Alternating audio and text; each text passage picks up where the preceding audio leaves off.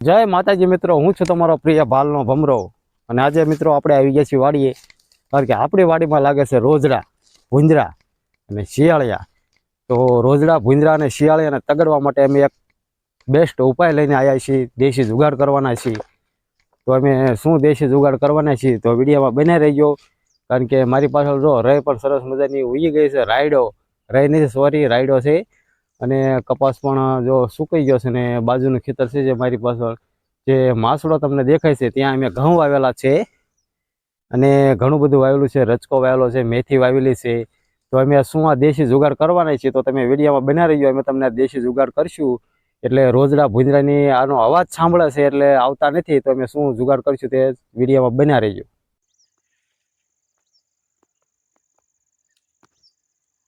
તો મિત્રો, આપણે જે રોજડા ભગાડવા માટે જે દેશી જુગાડ કર્યો છે તે હું તમને દેશી જુગાડ આવો બતાવીશ. અમે દેશી જુગાડ શું કર્યો છે તો તમે જો મિત્રો, આ જે રોલ હોય છે, રોલ રાતે પવન આવે એટલે ખખડે એટલે રોજડા ભાગી જાય છે. આ અમારો દેશી જુગાડ છે. આ અમારી ફરતી વાડી છે, ત્યાં બધે અમે આવા પતીકડા બાંધી દીધેલા છે. આનો અવાજ આવે એટલે રોજડા ભાગવા મળે છે અને રોજડા આવતા નથી. તો મિત્રો, અમારે કઈ જગ્યાએથી રોજડા આવે છે તે હું તમને બતાવીશ. રોજડાનો ત્રાસ અમારે વધારે પડતો હોય છે એટલે મેં દેશી જુગાડ કર્યો છે. જે જગ્યાએથી રોજડા આવે છે તે હું તમને જગ્યા પણ બતાવીશ. કે જો મિત્રો, આ પાળો છે, આ પાળા ઉપરથી રાતે રોજડા આવે છે. જો ઠેઠ સુધી પાળો છે, આ પાળા પાસેથી રોજડા આવે છે દરરોજ અને ઘઉંમાં નુકસાન કરે છે. જો ઘઉં પણ સરસ મજાના ઉગી ગયેલા છે. આ જે પાળો છે, પાળેથી મિત્રો રોજડા, ભૂંજરા, શિયાળિયા આવે છે. તો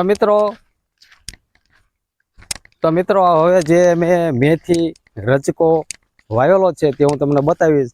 તેમાં પણ રોજડા આવી જાય છે.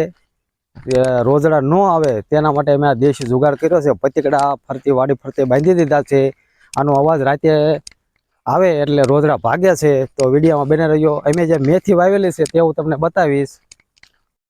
તો આ જગ્યાએ આપણે મેથી વાવેલી છે અને મેથી છે તેના ઉપર પાળિયા છે, ત્યાં રચકો પણ વાવેલો છે ને લસણ ને એવું બધું નાખી દીધેલું છે.